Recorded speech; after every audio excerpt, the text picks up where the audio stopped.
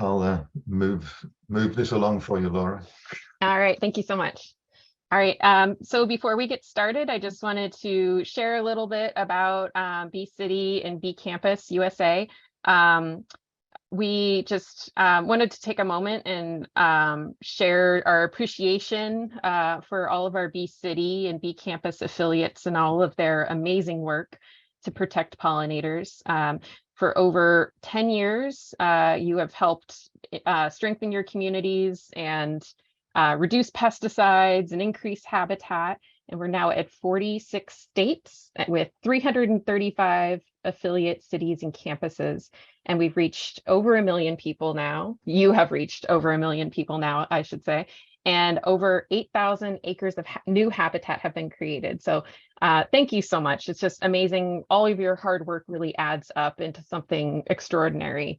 This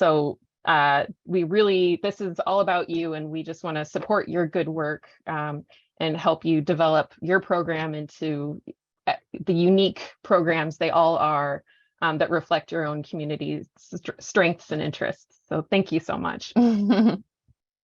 And Matthew's going to kick things off here. He's our Outreach and Education Director at the Xerces Society. He's going to go ahead and present first, and then I'll give a presentation about implementation after his. Yeah, anyway, good morning, good afternoon. Hello, everybody. Apologize again for the problems we had, but now hopefully we can just launch in and focus on No Mow May, talk about what we were hoping to talk about this morning. I'm going to be talking a little bit about the history of No Mow May, kind of how we got to where we are now, some of the background research that's been done into the value of lawns in urban suburban areas for bees. I mean, for more than just bees, some of the studies look beyond bees into other wildlife, and also talk a little bit about, some of the issues around No Mow May, some of the potential problems with it, and provide the context for how No Mow May can contribute to bee conservation. No Mow May started in Britain. It was first promoted by the conservation nonprofit there called Plant Life. We don't try and claim any ownership over it, and we have had a few conversations and meetings with Plant Life, so that they know that we're not trying to claim their initiative. But No Mow May is a simple premise. You don't mow in spring. Flowers can bloom, provide forage for bees, and that is a pretty straightforward concept. The reason why No Mow May is significant is just the sheer acreage of lawns that exist. In this country, in the USA, there's more than 40 million acres of grass, of turf grass, of lawns, and about 65% of that is in private gardens. No Mow May came to the USA thanks to the hard work and perseverance and dedication of people in Appleton, Wisconsin. Appleton is a Bee City USA affiliate. Lawrence University, which is based in Appleton, is a Bee Campus affiliate, and together they form the pollinators for the Fox cities. They worked hard. I think it was 2019 they first started this idea, and they realized that they had to get the city council's support because of weed ordinances. There had to be a change in local regulations in order to allow the grass to grow. So it took a couple of years of campaign effort, talking to people, getting standing in front of the city council. But then the city council did agree, and in the first year, I believe it was more than 300 homeowners participated, and then in the second year, more people, more than 400 participated. And then, in the third year, it began to expand, and neighboring cities in the Fox Valleys, or the Fox Valley of Wisconsin, began to adopt it. And of course, this wasn't without complaints. There's always going to be some people who don't like lawns growing longer, who prefer to keep the more traditional lawn look. You know, people get emotional about their lawns, about their grass. But this, from this origins, the work of the folks in Appleton, they sparked a nationwide movement. Initially, it was just kind of within the Bee City affiliates. But then last year, I don't know exactly what happened, but there was an incredible explosion of interest, and hundreds of communities across the country, far beyond the Bee City network, began to try and take it on and began to adopt it. And it also caught the interest of media. And last May, Laura and I were kind of drawn into this whirlwind of media interviews, and ended up with more than 1,000 articles in newspapers, you know, items on the radio, TV news, etc., etc. And it was really astonishing.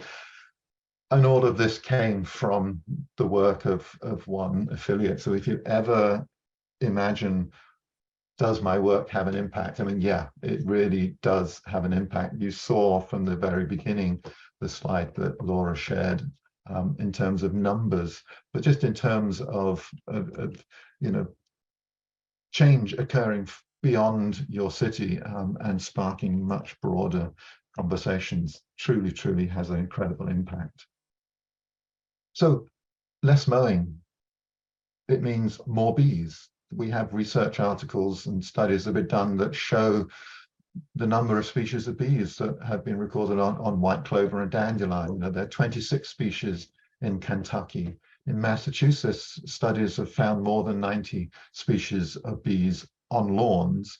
And the North America and Europe item there have been these meta-analyses where people pull together all the published peer-reviewed journals articles that they can find and do an overall review and analysis, and it shows that there are significantly more species of bees and butterflies supported on lawns with flowers than lawns without.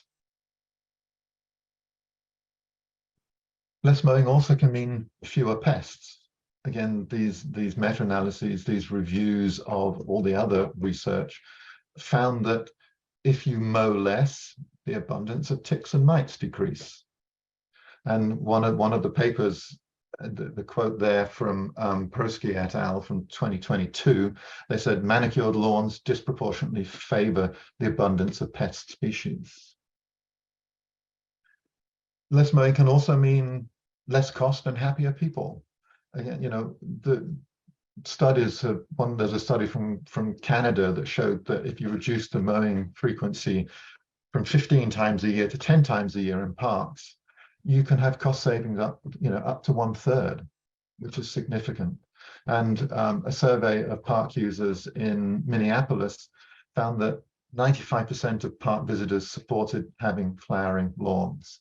And the major reasons behind that were beauty. It made the area more attractive. They thought it was nicer and they wanted to go there more. But also they thought, you know, and they were aware of the benefits that these flowers bring to bees. The studies also show that size doesn't matter in this case. Any size of site, if you reduce the intensity and frequency of mowing, you can get these benefits, you know, more diversity of flowers, more bees, fewer pests, and cheaper. And even the smallest of patches showed an increased diversity of flower visitors. I mean, so far it seems really simple. You know, if you reduce mowing, flowers bloom, there are more bees, and people are happier. And you know, that seems really great. However, it's not quite as simple as that, because remember, No Mow May started in Britain, and I can describe it as a cool, damp island because that's where I was born and grew up, and I moved to the United States. Well, I married an American, which is how I ended up here. So what happens and what works for a cool, damp island off Europe does not necessarily work for an entire continent. It worked for Wisconsin, but it may not work if you're in Colorado or Florida or Georgia or California. You know, the simplicity of not mowing in May becomes more complicated. No Mow May is not a one-size-fits-all initiative. May be too late. You know, maybe you should look at April as the month in which you're not mowing. Maybe not mowing for an entire month is too long. You know, that you may want to say, let's reduce mowing, but maybe mowing after 3 weeks is okay, you know? And there's all these other issues that feed into it, including the fact that lawn flowers may not be best for your local bees, because you know, No Mow May is about allowing the flowers in your lawn to grow, and many of those are lawn weeds. The data that we have quotes a number of species that are found on dandelions, for example, or on white clover, neither of which are native. And for bee conservation, you know, we should not be simply promoting the growing of dandelions and clover and similar, and we can't, you know, kind of pat ourselves on the back and go, yay, we've saved the bees, because there is more that needs to be done. We also have to recognize that some of these lawn flowers are pernicious. You know, creeping Charlie for some regions is considered to be a problem species. And so not mowing does not mean abandonment of the lawns. We need to keep managing these areas. And particularly if you look at dandelions, which are almost like the poster child for lawns, and the number of times I've seen photographs in media articles with dandelions, either dandelion flowers or the dandelion seed heads. You know, dandelions are allelopathic in that they have chemicals in their roots and leaves that can suppress the growth of nearby plants. Their pollen, if moved between flowers, and we have to recognize that bees as pollinators will go very much from flower to flower to flower of the same species, but other pollinators that will visit dandelions, including flies and butterflies, are not so constant in their flower choice. And so the pollen does get moved from, you know, a dandelion to a different species. And dandelion pollen has been shown to actually suppress the seed set of other plant species. So all of this is that, you know, No Mow May is great, and we should acknowledge the good changes that are occurring and celebrate the improvements. We don't want to think that No Mow May is not worth it. It is, but we have to recognize the limitations of it. We know that, you know, if you just stop mowing for a few weeks, it's not the end point. You know, we need to be thinking, okay, if we're feeding the bees during these few weeks on our lawns, where are they going to go and feed after that? You know, just stopping mowing a lawn doesn't necessarily mean that you're suddenly going to have flowers blooming in your lawn. You know, it's for some people, their lawn really is grass with nothing else, and so stopping mowing that isn't necessarily going to suddenly produce a burst of bloom. You know, I mean, as I say, I really do think that No Mow May is worth it, but it's only one step, and we need to be thinking about the rest of the year. You know, it's a starting point. It sparks conversations. You know, we saw that last year with this huge growth in media interest. Suddenly there were people all over the place talking about what can we do to improve our lawns. And so we can, as a community within the Bee City network, we can be taking this opportunity to start these conversations. We should be working to achieve incremental change that will bring long-term benefits, not just not to mowing for a few weeks, but what can we do? Maybe we can mow less all year. You know, we can have the flowers blooming all year. We can reduce the lawn area. We could have meadows. You know, I mean, this photograph, that's somebody's front yard, and they're growing a meadow. They're not even bothering with lawn. So I really do think that No Mow May has a place in in urban conservation. We just need to recognize what it can achieve and what it can be. And that's why I think of No Mow May as a launch pad for everything else. We can start the conversations because people get emotional about their lawns. We can use that as a leverage to incrementally move our landscapes towards something that's less intensely managed, something that has a bit more wildness in it, and really distinctly expand the area of bloom that's available for bees. So thank you for that. I'm going to hand it over to Laura now, and she will talk a little bit more about direct implementation. All right, thank you so much, Matthew. I'll go ahead and share my screen here.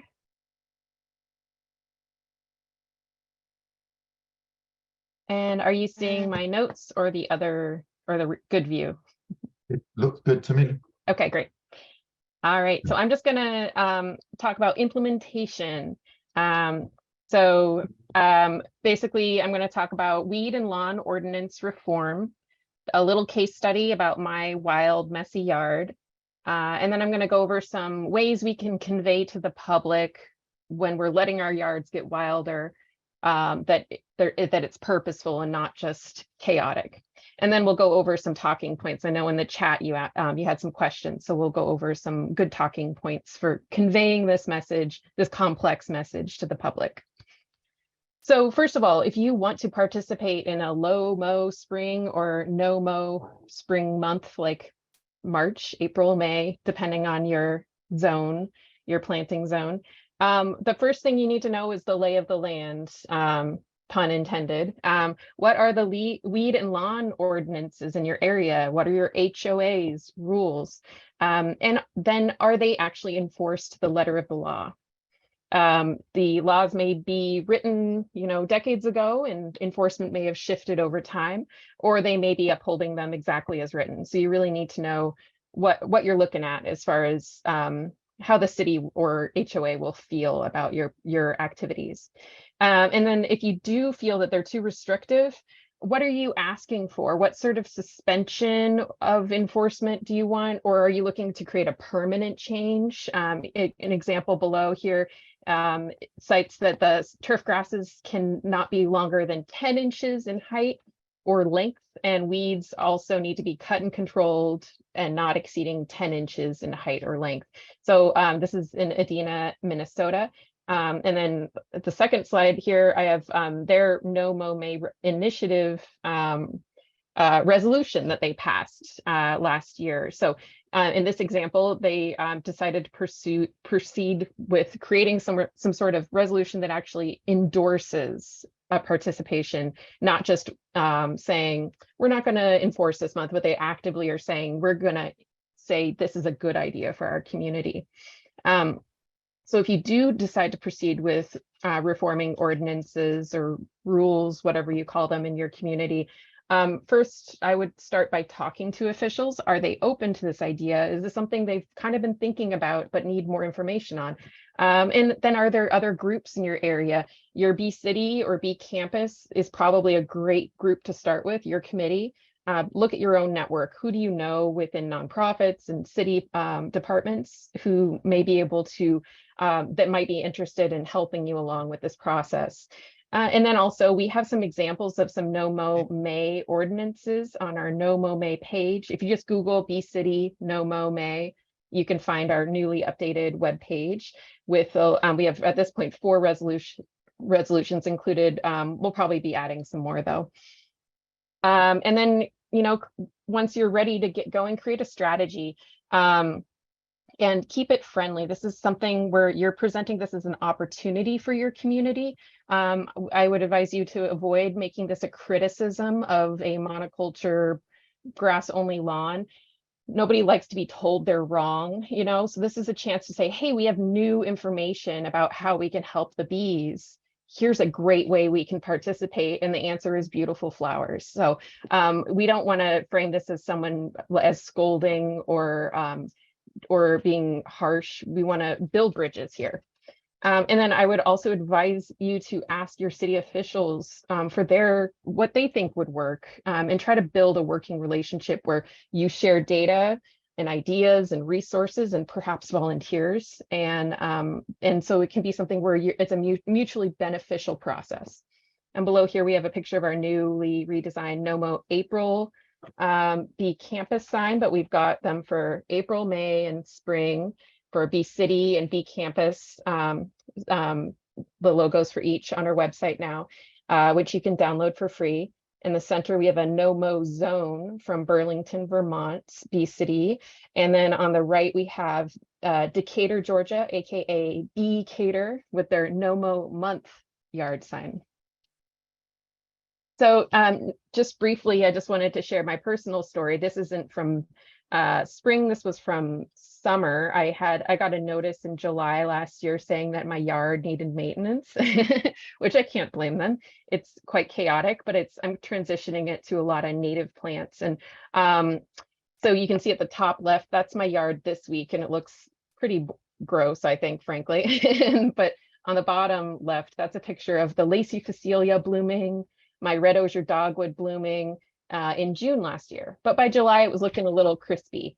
But I got a notice from the city saying I needed to mow down my grass. And I immediately panicked, which I don't advise you to do. But then I followed up and I asked questions. And it turned out it was kind of a misunderstanding. I just had some dead grass stuck in some of the shrubs that needed to be mowed down. But I explained I had seed heads I was waiting to develop on my Lacy Phacelia, and I didn't want to cut them down until they were finished developing. And I explained what sort of native plants I had. And the guy I spoke to on the phone was very understanding. And he said, no, I don't want you to cut down your native plants. We just need some of this grass trimmed.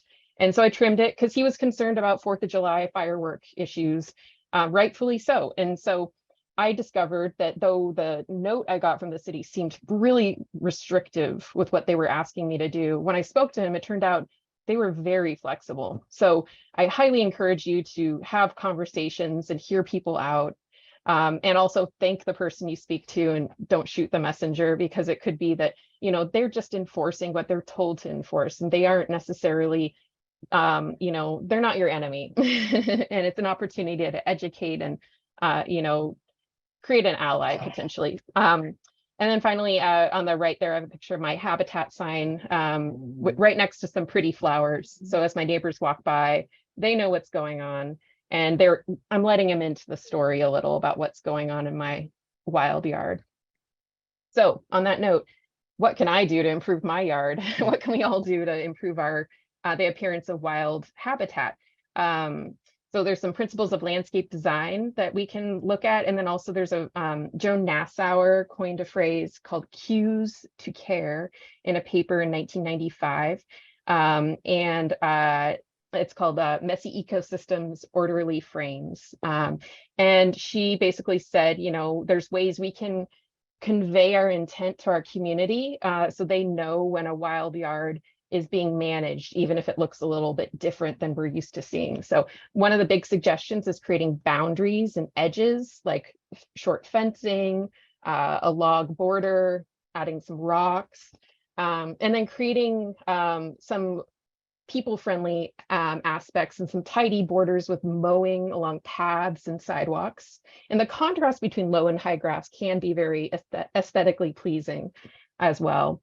And then show deeper intent through friendly educational signage, either handmade or designed or downloaded or purchased. And then just think about aesthetics with landscape design. Repetition, patterns, colors are all ways we can kind of bring together a landscape into something that's pleasing. You can pool different plants and then include some height variety. That's very visually appealing. And then also just keep broken elements, keep things in good repair. Don't have broken benches or bird baths and whatnot, and remove trash. So what people are seeing is just natural and it doesn't look unkempt. And on the right here, or on the left here, we have a picture of Decatur's pollinator habitat on Willow Street. I visited at sunset in October last year. And you can see some pooling of goldenrods and some other plants. You can see some tiny green signs in the far right, labeling the pollinator plants. And then they've got a border of logs and a gravel path through the middle. And then you see height variety as well. So lots of elements there that make it visually pleasing and inviting to the public. And then next up, I've mentioned this in other webinars, but I just really am a big fan of William and Hobart, Hobart and William Smith College's grow zone signs. It's a great way to let people in on what you're doing. They have educational elements. They say that this is providing area for observation and learning, that it's increasing habitat, improving stormwater runoff. You know, really just let people into the secret of what you're doing and bring them in and engage them.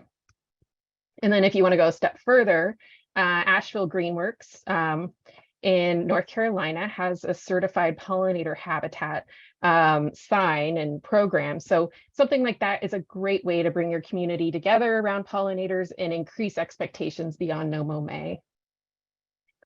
So finally, I just wanted to go over some talking points. Why should someone participate? This is kind of a repeat of what Matthew discussed, but I just want you to kind of think of, these are probably common sort of things you may be asked about, or you might see questions online about. So the reason we ask people to participate in having more flowers in their yard in spring is that spring is a critical time for newly emerging pollinators.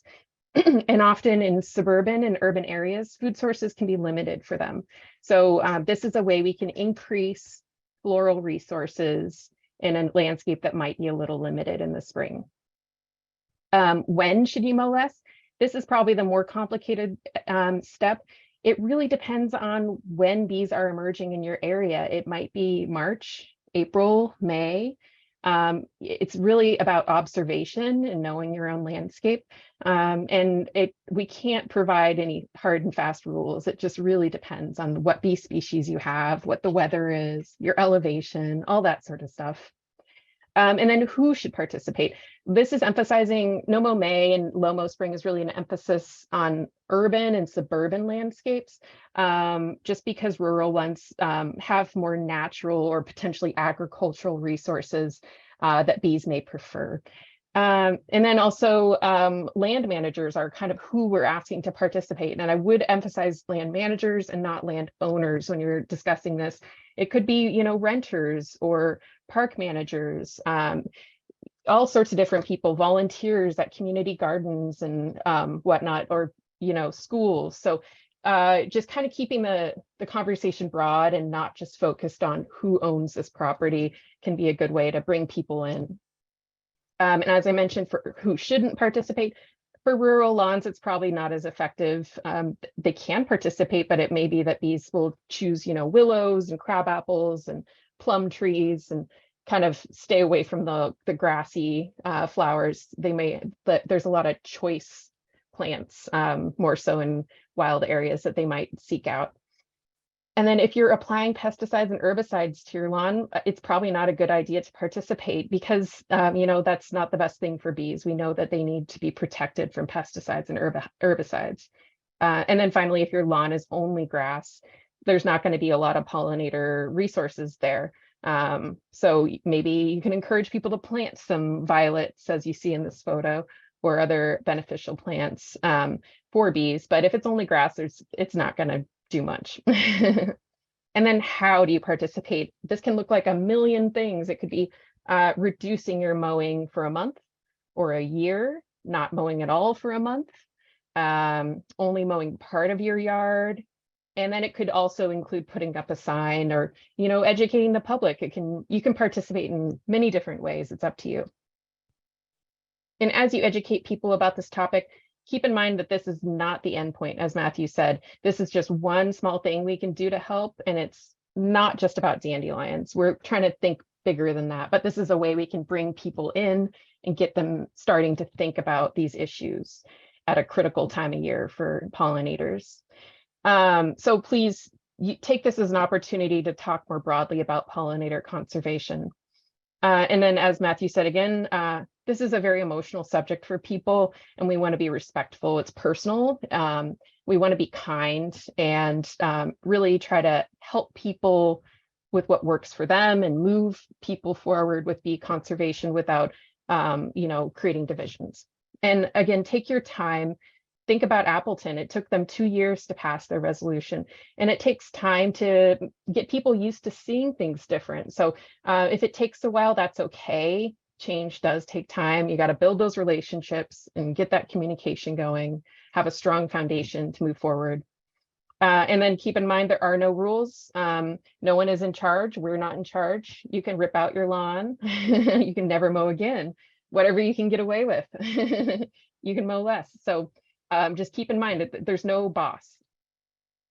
And then finally, as we've mentioned before, the idea of someone saying, I don't want weeds in my grass, that's fine. No Mow May is not for everyone. We're not saying it is, but you can bring the conversation back to the 4 things that Bee City and Bee Campus are based on, and that are the Xerces societies bring back the pollinators pledge is based on. We know 4 things that bees need. They need native plants that bloom consistently throughout the growing season. They need protected natural nesting sites like leaves and stems, some bare soil, some logs. 3, they need protection from pesticides. We can hand pull weeds, smother them, remove difficult non-native plants, tolerate aesthetic damage. And 4, we can spread the word. That can really help. We can educate our friends and neighbors and elected officials and put up that signage. And just to show you the range of habitat, this is from one of our publications that our coworker Sarah designed, that shows the variety of habitat that can be out there in your community. Pollinator habitat doesn't have to look like one thing, and some bees only travel a few yards in their lifetime. Others can travel a few miles depending on what species they are. So they need both small habitat and big habitat and connected habitat. So there's all these ways we can integrate good habitat into our communities in a way that bees will enjoy. And then finally, as I mentioned before, we have No Mow May resources on our No Mow May page, including the signs. They're in English. We're adding Spanish shortly, so stay tuned for that. And we do have links to the studies that Matthew mentioned, as well as some other great resources for doing a deeper dive, including FAQ, which we'll be expanding. So thank you so much, and we will go ahead and take your questions. Yeah, I've just been scrolling through, and there's some great questions that have both turned up in the chat and also in the Q&A. I will be looking at those, but if you do have questions, putting them in the Q&A is the better place for us to be able to find them. So Laura, I know you had marked a couple that you wanted to respond to live. And I've also seen some others that I hope we can address. So yeah, do you want to start, or shall I? Yeah, no. One of the ones that was there was, could we provide the citations for these journal articles and so on? And I will drop a link into the chat. Because we have started putting together brief summaries of these papers and putting them on the Bee City website, specifically so that there is a resource that you can go and refer to. The summaries is just a short paragraph pulling out some of the key points, plus a link to the original journal. And some of them are open access and you can download. Some of them behind a paywall. We're not able to provide free copies of these things, so they have to be out there. But I've always been amazed at, if I go to my local city library seeking an academic paper, it's amazing what they can track down, the librarians, and they're often pretty excited about having something that's like more interesting than another copy of Harry Potter, for example. So there are ways of getting hold of these things. I also noticed a comment from one person who was saying that in Maryland they do No Mow April.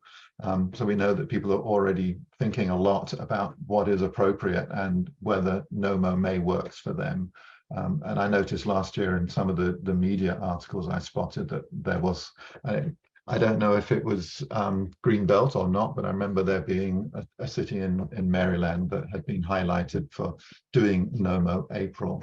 And this needs to adapt it to your local area is a really important one. And you will know your local area better than us. You know, you could talk to your master gardeners, you know, or just use your own observations to decide what, you know, what is most appropriate. When are the bees beginning to emerge? And, you know, what flowers are there around, and from that you can decide the most appropriate time. But that also brings us back to this idea that you know, No Mow May is not about just pausing mowing for a few weeks. It's about having that conversation and thinking through what is the best way to support the bees in, you know, in your neighborhood, in your hometown, and you know, look to create the best habitat overall, and also to reduce pesticides.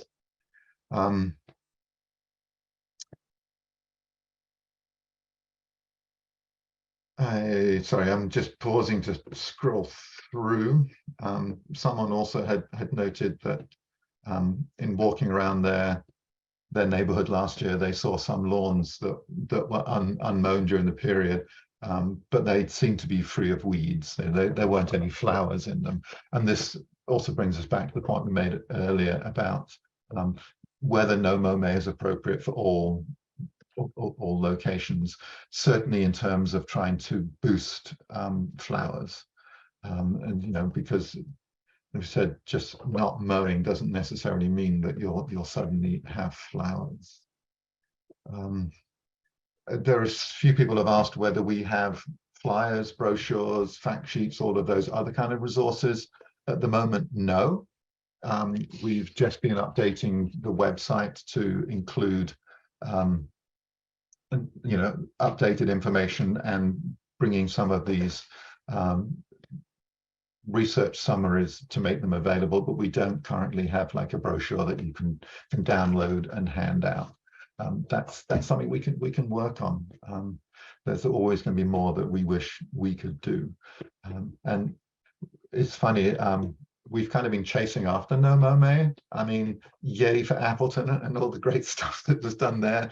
But boy, you know, created, I mean, it's like, created a bit of a headache for us, because we were like, oh, No Mow May could be good, you know, if we can. And so we've been chasing after No Mow May. So hopefully this year we are a little more on top of getting this information out to, I'm not sure how many people there are here currently in this webinar, but the hundreds of people who are here and the many people who will be able to watch the recording later, and there's always going to be ways in which you can share more information. So I'll say, Laura, I'll hand it over to you. So if there are any that you wanted to respond to. Yeah, I just wanted to say generally that we have a ton of guides for creating good quality pollinator habitat for different landscapes on the Bee City website. Links to all the Xerces resources. So we have guides on establishing pollinator meadows, pollinator conservation for towns and cities, maintenance guides, seed collection guides, all sorts of different tools for landowners and land managers of all sizes, whether you're a gardener or a parks manager. We have got all different types of resources. Some are handouts and some are full publications available for free for download. If you go to the Xerces Society's Pollinator Conservation Resource Center, you can click on the map and find regionally specific plant lists and seed and plant supplier lists, as well as guides for establishing pollinator habitat. So we certainly, this is a big issue, and it's part of the big picture of pollinator conservation. So we don't have anything yet as like a simple handout for No Mow May, but I would check out our No Mow May page, which links to many of these resources. And then you can figure out what's most appropriate for your situation. And if you have any issues, you can reach out to me, bcityusa@xerces.org, or laura.rost@xerces.org, and I can help you find what you're looking for. But we think that, you probably know your own landscapes a bit better than we can. So you'll need to figure out what kind of habitat you have and what you're trying to create, what species are in your area, and then take it from there. But we're here to support you and give you some best practices from what our staff has learned over the years.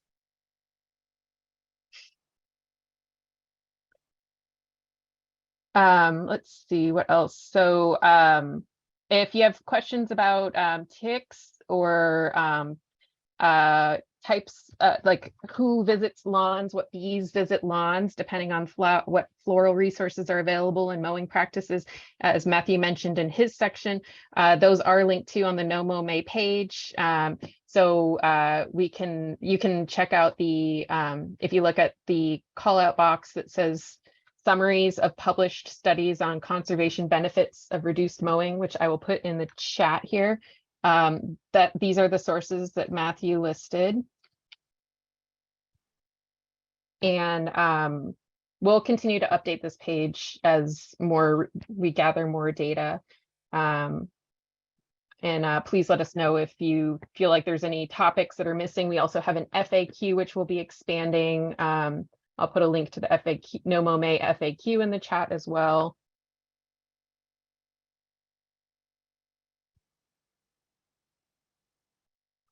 And Alex Schultz from the Pollinators of Fox Cities in Appleton, who helped launch No Mow May in the US, he says in the chat, anyone here is free to reach out to Pollinators, Fox Cities, and Appleton, and we'd also be eager to answer your any questions you have. So feel free to reach out to him. If you're a bee city or bee campus, you may already know how to connect to each other, but if you don't, if you go to our website under current affiliates, you can reach out and contact affiliates. And if you have any trouble, you can also reach out to me, and I can email you. I can connect you by email. And just a reminder again, this is recorded and will be posted online if you missed anything. Yeah, and I was also going to add that I've been watching the time, and I know that we've just reached the 11 o'clock. We're just a few minutes past, and we had intended to run from 10 to 11. We started late because of the hiccup snafu over the platform. So if you need to move on, we understand that, but we'll certainly stay here for a little longer to try and answer further questions. And we know as well that, as Laura said, there is a recording that will be available online. So if you arrived later, missed the beginning, or leave now and miss the end, you'll certainly be able to review it all. So thank you. Yeah, thank you for your patience and understanding. I've also noticed quite a few comments and questions about dandelions in particular. There have been one or two people who say, well, is the information contradictory? I mean, it seems like dandelions are bad, and yet should we grow them? And someone noted that somewhere on the Xerces site, it says like kind of live long and prosper, I think, something like that for dandelions. I was like, oh, I didn't know we had that. So someone's been reading the site really closely, and I appreciate that. I realize that it can appear contradictory to be saying, have flowers, let your lawn flowers bloom because it brings benefit. But the reason why we were talking about some of the problems with dandelions is that allowing a lawn to flower with non-native weeds, brings some benefits, but it's not as good as it could be, if that makes sense. We know that there are studies that have shown that native plants are better, support greater abundance and greater diversity of native bees. With lawns, we're talking about an area of highly modified, completely artificial landscape that's often really intensely managed. There is that idealized image of the perfect green lawn, manicured, unblemished, all the same length. And really, we're wanting people to move away from that. For many people, they're not going to have a meadow or a prairie in their yard. They want to keep a lawn of some sort. And so we're looking at ways in which we can, or they can, reduce the intensity of management on that lawn. Sometimes that means fewer chemicals because, a lot of chemicals, both herbicides and insecticides, are put on lawns. I've had people who've promised to treat my find a hanger on the door, and they promise they can come and treat my lawn so it never has ants or anything in it. And I say, whoa, that's not what I want. But we know that there's a great extreme of opinions about lawns, and we're looking for a way in which we can move people along, give them a simple step, whether it's clover or self-heal, or dandelions. Something is better than nothing in some of these areas. And so, that's the point behind No Mow May. And yet we're also wanting people to go beyond reduced mowing, so that they are looking to introduce more native plants. It is possible to get eco lawn seed mixes now, which bring more bloom back in and brings a much higher percentage of flowers into that area. It is possible for you to get native plant seeds and add them to your lawn so that you can start growing self-heal, for example, which is a native plant that grows very successfully underneath the mower. And so it is just this. It is a compromise, to be perfectly honest. I can't deny that. If I were to look at a landscape and go, gosh, what would I really love to see for flowers? It wouldn't be a lawn at all. It would be a meadow, something that would have some diversity of structure and diversity of plants that would be able to support a whole wealth of bees, butterflies, fireflies, all sorts of other insects and wildlife. But in the real world, there are many people who don't want that. And so we are encouraging people to take one small step to make their landscapes better for bees. I realized I was beginning to ramble a bit there, but I hope that makes sense. Yeah, thank you, Matthew.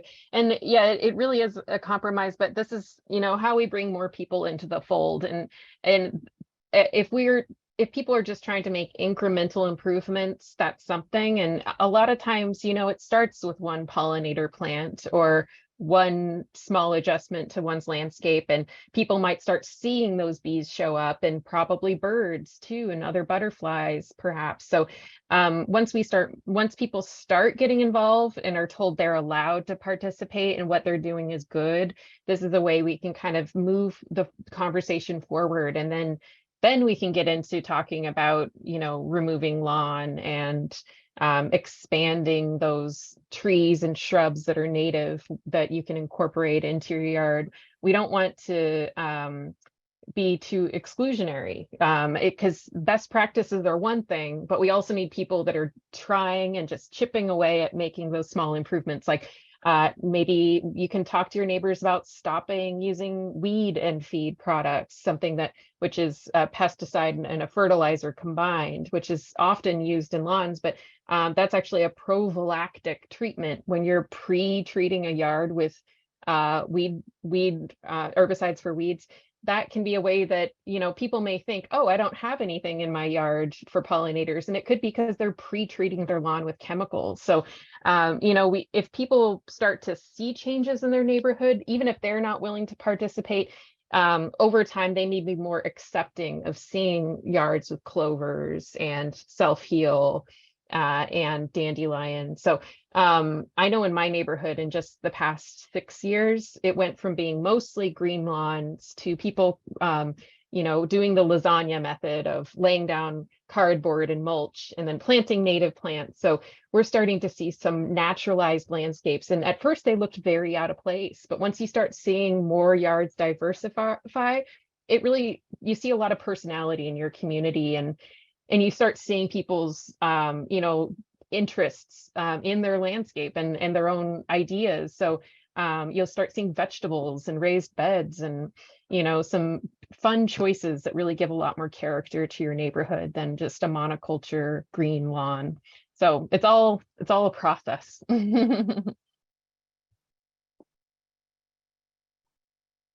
Yeah, I've just been scrolling, and I see there's a debate in the chat about mowing of meadows and what's the appropriate time for meadow mowing.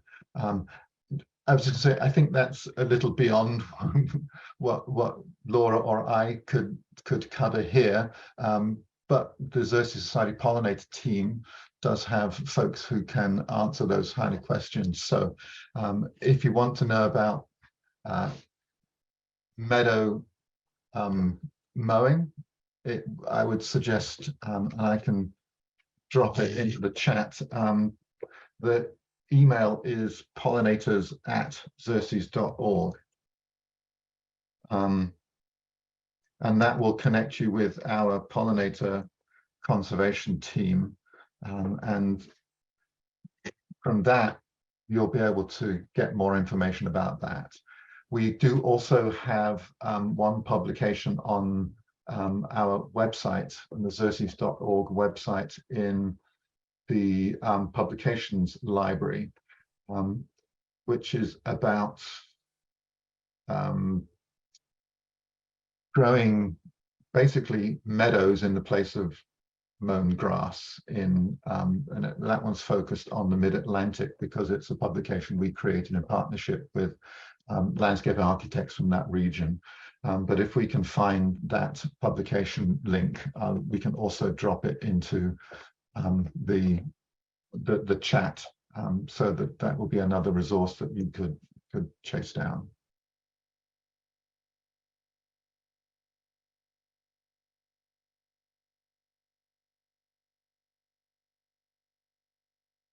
There was several questions about pollinator habitat certification programs. There are a few general wildlife habitat programs, like National Wildlife Federation have their backyard wildlife habitat program. At Xerces Society, we have our Bring Back the Pollinators campaign. We don't certify, but it's an honesty thing. It's a pledge that people can take and they can sign up to individually to put in pollinator plants, to reduce pesticides, to make sure there's nest sites, and to share the word. Chat to your neighbors or whatever.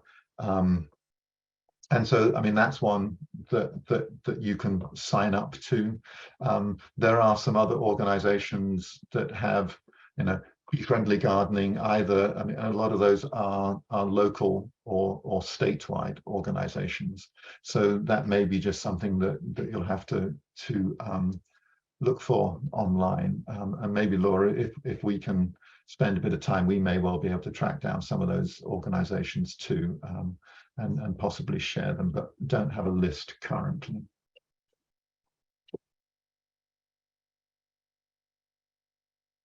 And then on a similar note, I saw a question about involving the public in community science efforts on behalf as they participate in reduced mowing and increased habitat in their yards.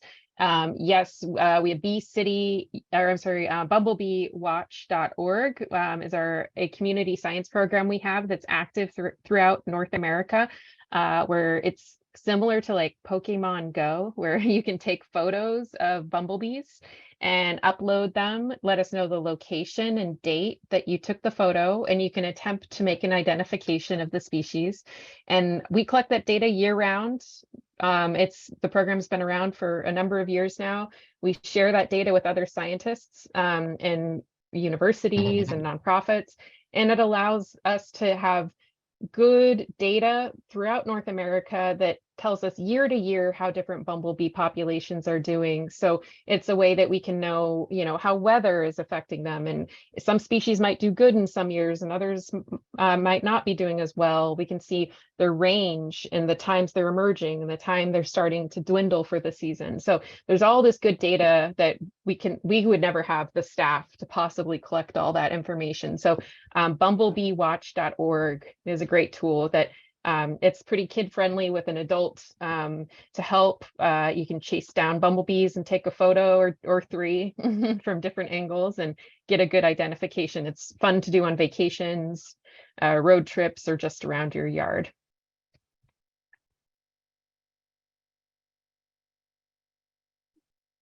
Let's see, what else do we have here? For lawn alternatives, we do have some bee-friendly lawn ideas on our No Mow May page, so check it out.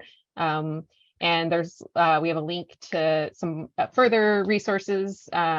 So if you're looking to do something that's lawn-ish, there are options.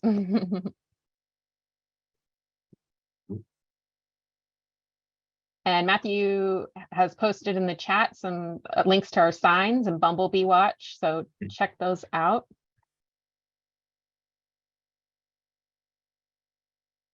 And let's see, anything else you want to say, Matthew? It's interesting. I've seen a couple of comments because we've talked about Mow Spring, and people are like, does that mean that you mow low? Or does that mean that you're reducing mowing? And it's interesting. We've also had a conversation about this a couple of times about how that phrase is interpreted. And to be honest, I'm not quite sure where that phrase originated, but it certainly alliterates nicely with no mow, low mow, and the intent behind that phrase is less mowing and not mowing lower, if that makes sense. And so this is all part of the way that this concept has evolved in the last couple of years, as more people are beginning to adopt it and try to work out the best way that it will operate in their own community. So in some way, we probably should be saying less mow, but doesn't sound quite right.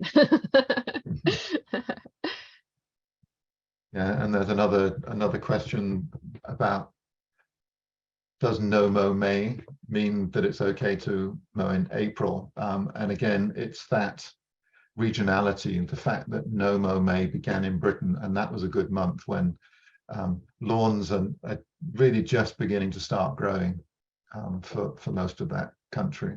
And even Britain, I mean, it's a small country. I mean, if you look at this comparative sites, it's about the same size as Oregon, and yet it has a great diversity of climate across it. But on the whole, in that area, you probably don't start mowing until you get into late April, and so then the focus is on not mowing in May. But yeah, if your lawn starts growing and your bees are active earlier, then make it low or no mow April, or make it reduced mowing all year, depending on the conditions you have. Yeah, and I saw a question with our yard signs. Somebody asked if they can use them on their own site. Yes, you're welcome to share them. We don't have them copyrighted or anything, I don't believe, but yeah, we want you to distribute them widely. And we made them with Bee City and Bee Campus logos, so you can kind of represent your own affiliation. And we have them again for Mow Spring, No Mow April, and No Mow May in English, and we're adding Spanish language yard signs soon. There's some kinks to be worked out with the text size to make sure it all fits tidily. But those can be printed professionally or just printed on your own. The dimensions are such that it should work pretty well. And we'd love to see your signs. If you put them up, please take photos and share them on social media or email them to us. And I saw a question about legal language regarding ensuring conservation / native planting continuing after the sale of a property. Generally, that's pretty challenging to do for a residential space. That's something there are conservation easements for larger properties, oftentimes with farms or woodlands, but I have not seen any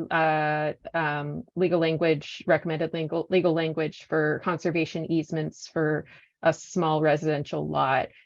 But hey, put in some nice trees and people maybe won't want to tear them out if you put in some, the best time to plant a tree is 10 years ago. So get your oaks in the ground, your native oaks in the ground now, and those could be historic trees in 100 years.